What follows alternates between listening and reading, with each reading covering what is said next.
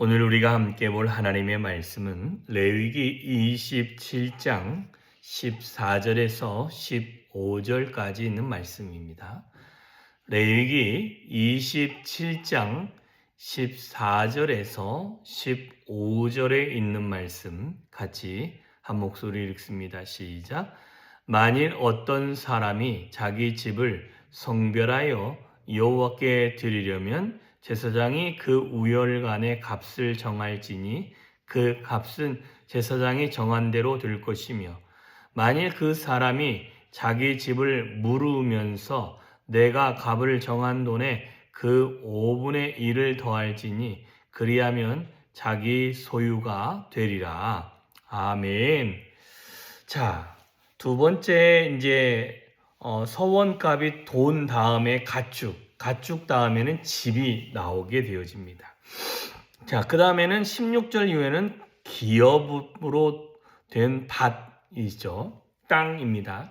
자, 어찌됐든 집을 드리려고 할 때는 그 집을 성별하라, 이제 구별해야 된다라고 하고 거룩하게 해야 되고 여호와께 드리려면 제사장이 그 우열간, 좋은지 나쁜지 간에 확인하고 그 값을 정하면 그 값을 제사장이 정한 대로 될 것이고 만일 그 사람이 자기의 집을 괜찮다라고 물으려고 한다면 그 물으는 거는 그의 값을 정한 돈에 그 5분의 1을 더하게 되어지면 그 집은 자신의 소유가 되어지고 서원에 하나님께 드려지는 것이 되지 아니한다라고 이야기를 합니다.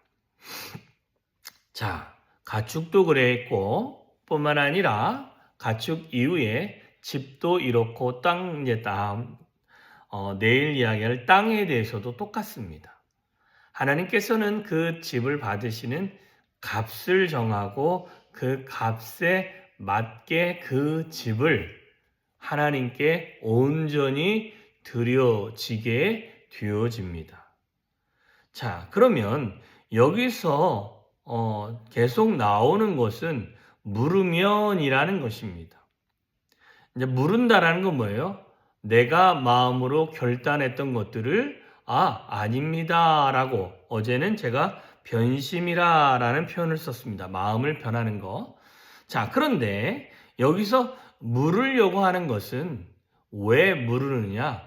이게 집이라는 것이 이들에게 큰 재산이 되어집니다. 짐승 드리는 것과 또 다릅니다. 내일 볼 기업의 밭은 조금 더 단위가 커지는 것입니다. 그런데 이 단위가 커지는 이 서원이라는 것은 하나님께 거룩하신 그 하나님께 약속하며 드리겠다라는 것입니다. 그런데 그 약속을 하나님 앞에서 물은다라는 것은 하나님, 내가 일시적이고 감정적이고 그리고 내가 충동적으로 이 일을 결정한 것 같아서 하나님, 내가 이것은 한 번 더 생각해 봐야 되고 아니면 이것을 내가 하나님께 드리지 서원하지 못하겠습니다 라고 하는 것이 물으는 것입니다. 그래서 보면 성도들은 일시적인 기분이나 감정으로 경솔하게 서원하면 안 됨을 우리 가운데 말씀해 주고 있습니다.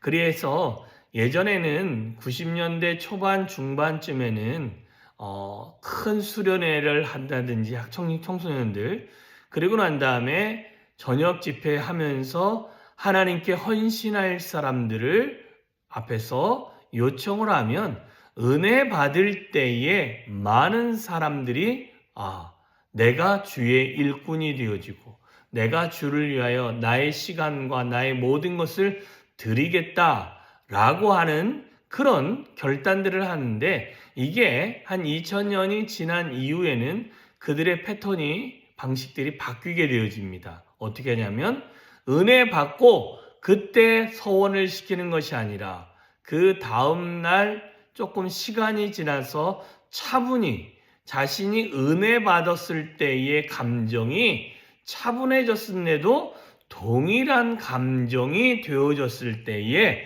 그들에게 하나님께 헌신하라고 그들을 앞에서 주의 일을 하자고 함께 부르는 일들이 있었습니다.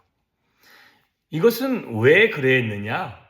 감정에 휩쓸리고 주변에 있는 사람들이 헌신하니 나도 어쩔 수 없이 하는 그런 휩쓸리는 신앙이 아니라 정말 내가 결단했고 내가 하나님 앞에서 이것이 옳은지 아닌지를 확인한 이후에 그들이 하나님의 일을 감당하는 것이라는 거죠. 이것이 지금 우리와 오늘 본문에 있는 것과 어제의 본문과 내일의 볼 본문하고도 동일합니다. 그들이 만약에 하나님 앞에 자기의 집을 드리려고 했는데 그것들을 물으려고 한다면 마음이 바뀔 수 있다라는 거죠. 그렇다고 바뀌는 것을 하나님이 야, 너는 나한테 드린다고 해놓고 너 지금 뭐 하는 거야? 이렇게 하지 아니하시고 물은다면 그 우열값에 5분의 1을 더하면 그 사람의 소유가 되어지고 소원이 무효가 되는 것을 우리에게 알려주고 있습니다. 자, 그러면 주님은 어제와 오늘을 통해서 소원을 또 물으는 그런 일, 없었던 걸로 하는 이유가 왜 그러느냐? 소원이라는 것은 진짜 하나님 앞에서 내가 이 중심으로부터 하지 아니하고 주변 상황에 휩쓸려서 하는 모든 소원은 하나님이 기뻐 받으시지 않으시기 때문에 그렇습니다.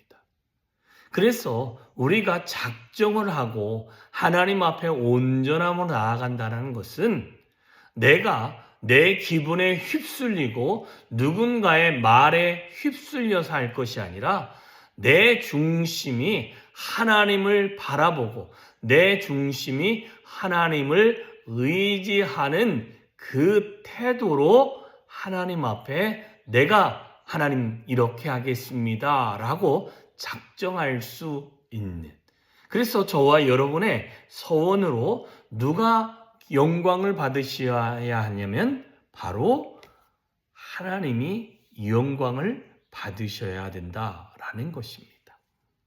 갈라디아서에 보면 바울이 그가 예수를 믿고 그가 율법 아래 있다가 율법이 아닌 믿음의 자리로 올라가면서 그가 이제 예루살렘에도 갔다가 오면서 그가 들은 내용들이 있습니다. 그게 뭐냐면 전에 우리를 잡으려고 했던 그 사람이 변해서 그 사람이 이제는 우리와 같이 복음을 전하는 자가 되어졌다라는 소리를 주변에 있는 사람들이 듣게 되어집니다. 그로 말미암아 어떤 일들을 사도 바울이 이야기를 하느냐? 그것으로 말미암아 자기는 하나님께 영광을 올려드렸다라고 갈라디아서에서 말씀하고 있습니다. 그것을 보면 그 또한 모든 삶에 하나님의 영광을 위해서만 그가 살아갔음을 이야기해 주고 있는 것입니다. 자, 본문 한 군데만 제가 본다면 이렇습니다.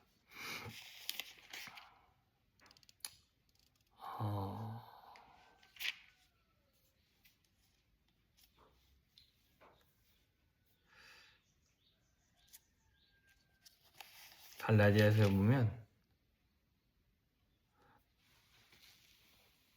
그가 전에는 복음을 우리를 잡아서 핍박했던 사람인데 그리스도 안에 있는 유대의 교회들이 나를 얼굴로는 알지 못하고 다만 우리를 박해하던 자가 전에 멸하던 그 믿음을 지금은 전한다함을 듣고 나로 말미암아 하나님께 영광을 돌린다라고 사도 바울이 분명히 말씀합니다. 그는 자신의 변화된 삶을 통해서 하나님의 영광이 드러남을 알고 그는 그것 하나로 기뻐했던 사람이다라는 것입니다. 자, 저와 여러분의 삶에도 동일한 게 무엇이냐? 서원이라는 것은 여러분의 마음의 즐거움으로 해야 되고 여러분이 일시적인 감정이나 아니면 누가 말했기 때문에 할 것이 아니라 여러분이 정말 하나님께 드리고 싶은 그 마음을 결정하고 하는 것이 서원입니다. 그러나 그 서원했다는 것에 매이지 않게끔 하기 위해서 하나님께서는 무르르 여거든이라는 표현을 사용하고 있습니다. 왜 그러냐면 분위기에 휩쓸리거나 아니면 어쩔 수 없이 하는 서원이 있을 수 있기 때문에 그럴 때도 안 돼가 아니라 그래 다시 한번 더 깊이 생각해봐.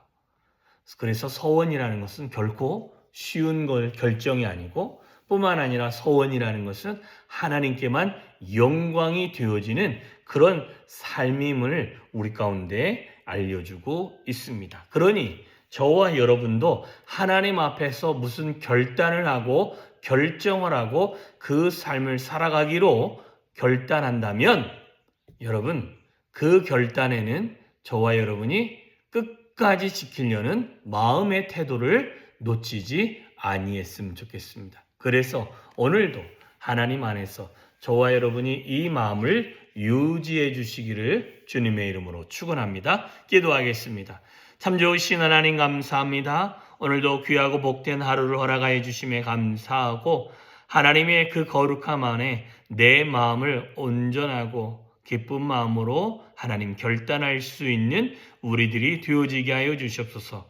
사람의 눈치를 보거나 사람의 환경을 보거나 아니면 그 사람들의 행위에 휩쓸려 하나님 감정적으로 하는 결단과 헌신이 아니라 하나님께 영광이 되어질 수 있는 헌신과 결단이 되어지게 하여 주시옵시고 그 결단으로 말미암아 우리의 삶의 하나님께 영광이 되어지고 우리의 삶의 방식이 믿지 않는 자들에게는 복음이 증거되어지는 거룩한 수단이 되어질 수 있도록 주여 함께하여 주시옵소서. 오늘도 우리의 마음의 결단이 하나님께 영광이 되어지며 오늘도 우리의 삶의 방향이 하나님께 영광이 되어지는 은혜의 삶이 되어질 수 있도록 주여 은혜 위에 은혜로 더하여 주시옵소서. 예수님의 이름으로 기도하였사옵나이다. 아멘.